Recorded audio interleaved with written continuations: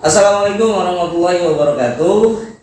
Kembali hadir di Muhalun TV. Kali ini kita akan ngobrolin tentang dunia pendidikan. Nah, sudah hadir di sini Pak Jenal Mas Duki, sarjana pendidikan. Halo, assalamualaikum Pak Jenal. Waalaikumsalam warahmatullahi wabarakatuh. Apa kabar hari ini? Alhamdulillah sehat Mas Duki. Sudah sarapan? Sudah. Oke, sip. Ah, ini Pak Jenal Mas Duki ini adalah salah satu kepala sekolah di swasta ya, Pak Jenal. Sudah berapa lama Pak Jenal di? Kalau sebagai kepala sekolah ini 3 tahun jalan. Kalau jadi gurunya? Kalau jadi guru saya pertama terjun di sini itu sejak pertengahan masa kuliah. Oh, jadi kuliah itu sambil ngajar juga? Sambil membantu bahasanya mungkin karena pada saat itu ada kekosongan guru mata pelajaran itu sejak 2009. 2009 jadi sudah lama juga ya. Ya ibaratnya teruji lah. Lumayan lah. Nah, kalau Bapak sekolah ini yang dipimpin itu sekolah apa Pak Jenal? Jadi ini nomenklaturnya SMK Muhammadiyah Segeran Cintinyuan. Ini jenjang pendidikan menengah kejuruan. Kalau terkait kepemimpinan lah ya Pak Jenal Mas Duki, ini kan apa sih yang menjadi melatar belakangi Pak Jenal Mas Duki ini apa namanya? Gue siap jadi kepala sekolah gitu kan masih muda ya. Kalau itu barangkali sedikit flashback tentang bagaimana prosesnya itu terjadi. Jadi pada tahun 2019 ya, itu kepala sekolah yang ketiga pada saat itu Pak Dr. Andes Lasiman. Jadi beliau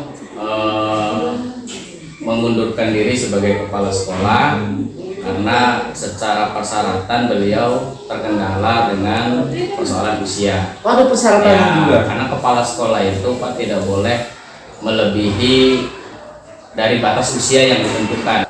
Apa ada syarat tertentu menjadi kepala sekolah itu Pak Jainal?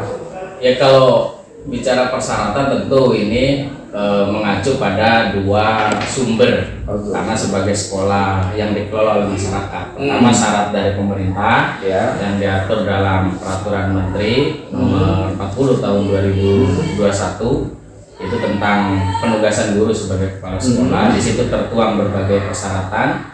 Jadi antaranya kualifikasi akademiknya minimal S1 atau D4. Kemudian memiliki sertifikat pendidik, memiliki sertifikat guru penggerak. Banyak lah ya, banyak. Pak Jenal juga banyak ya, termasuk sertifikat guru juga ada lah ya. Ada banyak. Iya, alhamdulillah. Karena itu hobi Pak. Hobi. Iya. Kan Kita kan pusing juga kalau ngurusin sekolah nggak ada hobi gitu. Itu secara persyaratan dari pemerintah. Kemudian bicara persyaratan dari lembaga penyelenggara dari Perserikatan Muhammadiyah itu juga ada syarat-syarat secara khusus. Berarti sekolah juga untuk menjadi kepala sekolah SK-nya dari Perserikatan. Kalau di lingkungan Muhammadiyah untuk level SMA SMK itu SK atau surat penetapan sebagai kepala sekolahnya dari pimpinan wilayah Muhammadiyah. Pimpinan wilayah. Harus dari pimpinan wilayah Muhammadiyah Jawa Barat. Jenjangnya begitu. Nah, ini kan apa namanya, kalau untuk ada yang kemudian menjadi ini kan ajaran baru nih Pak Jenal ya. Tentu mau nggak mau lah ya, karena kan di swasta gitu. Ada tantangan lah, ada challenge gitu kan. Kayak kita jujur-jujuran aja lah. Macam swasta itu kan seperti industri lah, bukan murid. Tantangannya apa itu? Ya, kalau terkait dengan menyikapi tahun ajaran baru tentu ini banyak hal. Tetapi dari semua itu kuncinya adalah bagaimana kita menampilkan kepada masyarakat bahwa di SMK Muhammadiyah Segeran Cintinyuan ini seperti ini.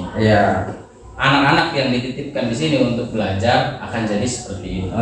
Pola yang diberikan selama belajar di sini ini seperti ini. Sehingga dengan itu masyarakat kemudian muncul rasa kepercayaannya untuk menyekolahkan anak di sini. Ya, bagian dari apa iklan atau kampanyenya seperti itu. Kita apa yang diinginkan oleh kita gitu. Kita lebih kepada memperbaiki diri sebenarnya. Ya. Karena untuk mewujudkan kecintaan dari orang lain atau dari masyarakat atau dari pihak luar, itu ya bagaimana kita yang menampilkan apa yang menjadi ciri khas kita, menunjukkan apa yang memang menurut masyarakat kita ini layak. Gitu. Jadi masyarakat sendiri yang menilai, maka kemudian anak-anak dititip. Kalau untuk murid sendiri, banyakkan dari lingkungan sendiri atau paling jauh dari mana, Pak? Kalau selama ini sumber siswa kita memang yang paling dominan ya, dari masyarakat di sekitar desa Segeran. Iya. Segeran Kidul, Segeran Moro. Walaupun ada juga beberapa dari luar desa itu, kayak dari Jaya Laksana, dari desa-desa sebelah ya. Tapi pemanfaatan Ya. secara lokal wisdom Ya, yang paling maksimal, yang paling banyak itu memang dari masyarakat yang ada di sekitar sekolah. Gitu. Lumayan banyak, Pak Jenal. Ya, alhamdulillah, Pak. Alhamdulillah. Nah, ini kan tentu ya jenjang dari kita kan ada input lah ya ketika masuk gitu kan, kemudian ada proses, kemudian ada output, kemudian outcome. Nah, kalau secara lulusan, secara presentasi itu lebih banyak yang langsung ke dunia kerja karena ini kan SMK ya, atau kuliah gitu. Sebetulnya kita mempersiapkan siswa ketika selesai menempuh pendidikan di SMK itu harus mampu mengambil jalur yang memang ada, yang memang disediakan. Apakah itu mengambil pekerjaan di industri yang sudah ada, atau mereka membuat industri sendiri, mereka berwirausaha, gitu, ataupun juga melanjutkan ke jenjang pendidikan yang lebih tinggi. Nah, itu kebanyakan gimana? Kalau secara keseluruhan yang paling banyak adalah mereka terserap di industri yang memang sudah ada.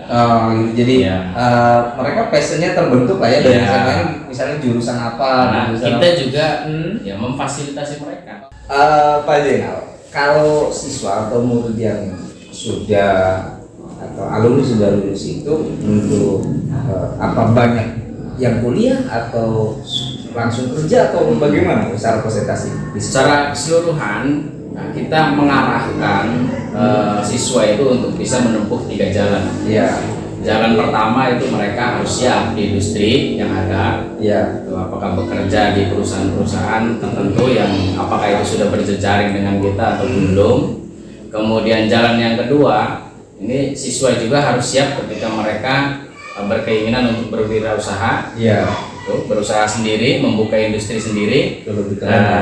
Jalan yang ketiga, lulusan kita juga harus siap ketika mereka ingin melanjutkan ke jenjang pendidikan yang lebih tinggi. Berarti sekolah juga menggambarkan atau ya istilahnya sedikit mengarahkan gitu. Ini pasti begitu. 3 jalan itu yang memang selalu kita sodorkan kepada anak-anak. 3 jalan itu yang kita tunjukkan kepada anak-anak. Tinggal mereka kemudian mau memilih jalan yang mana. Kalau mereka memutuskan untuk misalkan pengen menempuh pendidikan di jenjang pendidikan yang lebih tinggi, kita fasilitasi. Artinya kita tidak hanya sekedar memberikan mereka ijazah untuk daftar ke perguruannya saja, tetapi kita fasilitasi dari bagaimana mereka harus bisa mendapat beasiswa di universitas tertentu, passion yang mana gitu kan ya. Kemudian pengen mengambil pendidikannya di bidang apa, betul. Ataupun ketika pengennya kerja di industri, ya kita siapkan juga, kita ajak atau kita berikan mereka informasi tentang ini loh industri yang sedang membuka lowongan pekerjaan. Begini loh tesnya nanti yang akan diikuti. Itu juga kita persiapkan. Jadi anak-anak itu tidak buta sama sekali. Jadi sudah ada digambarkan dulu. Nah, kalau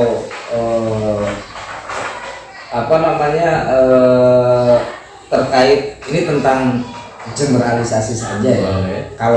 Kalau kita itu dulu itu kan di keguruan itu banyak ya orang yang kuliah di situ. Itu kayaknya seperti gambaran bahwa kemudian kok profesi keguruan itu kok nambah kesini kok peminatnya sedikit.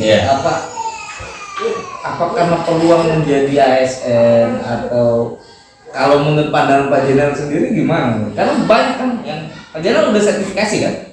Alhamdulillah sudah, Pak. Alhamdulillah. Berarti apa pesan yang kemudian jangan hilang banget lah orang yang sekolah di keguruan ini. Jadi sebetulnya kalau itu kan siapapun tidak bisa mengintervensi itu. Gitu. Orang pengen apakah jadi guru Iya. atau jadi profesi lain, itu kan kita tidak bisa mengintervensi siapapun. Iya. Itu muncul dari kecintaannya sendiri. Pak Kepsek, kira-kira nih apa yang kemudian menarik atau sekolahnya di sini lah gitu.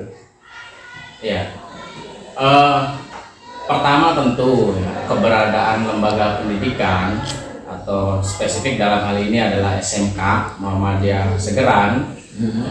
Tentu kita ingin mengambil bagian, memberikan kontribusi yang nyata dalam rangka membekali para generasi muda penerus bangsa dengan ilmu pengetahuan, dengan teknologi, dan juga menjadi satu usaha, satu ikhtiar yang nyata mencetak kader atau mencetak generasi muda yang memiliki mental yang luhur, ditopang juga dengan akhlak yang mulia. Jadi secara keseluruhan memang semangat itu yang kemudian menjadi satu motivasi bagi kita semua untuk terus menjaga lembaga pendidikan ini, SMK Muhammadiyah Segeran ini, agar tetap eksis memberikan layanan pendidikan dengan beragam cara, tidak hanya pendidikan di dalam ruang kelas, tetapi di luar ruang-ruang kelas itu juga kita fasilitasi beragam kegiatan yang sekiranya itu dapat menopang anak-anak ini memunculkan bakat dan kreativitas, sehingga endingnya akhirnya adalah anak-anak ini punya kompetensi yang memang dibutuhkan dalam masyarakat. Punya kemampuan, punya keahlian yang dibutuhkan dalam kehidupan bermasyarakatnya, sehingga mereka nanti akan bisa berguna, akan bisa memberikan manfaat. Jadi setelah selesai dari sekolah ini dia mau apa itu di masyarakat, karena prinsip yang coba kita tanamkan sejak awal itu bagaimana kita harus mampu menjadi manusia yang memberikan manfaat. Kalau bahasa para ustadz sering mengatakan ini kan harus khairun nas anfa'uhum linnas. Sebaik-baiknya manusia itu yang selalu memberikan manfaat untuk manusia yang lain. Jadi semangat itulah yang kemudian kita terus kibarkan, kita terus kobarkan gitu. Sehingga ketika masyarakat menaruh kepercayaan kepada kita, menitipkan anak-anaknya untuk sekolah di sini, ada tujuan atau ada satu harapan yang memang betul-betul dicapai. Karena masyarakat sekarang ini lebih menginginkan anak-anaknya itu punya akhlak yang baik, lebih menginginkan punya perilaku yang santai, perilaku yang jadi tidak hanya sekedar pelajarannya lah ya. Jadi semua hal yang memang nanti akan mempengaruhi kehidupan para anak-anak ini kita sediakan di sini, kita fasilitasi sesuai dengan apa yang kita mampu secara maksimal.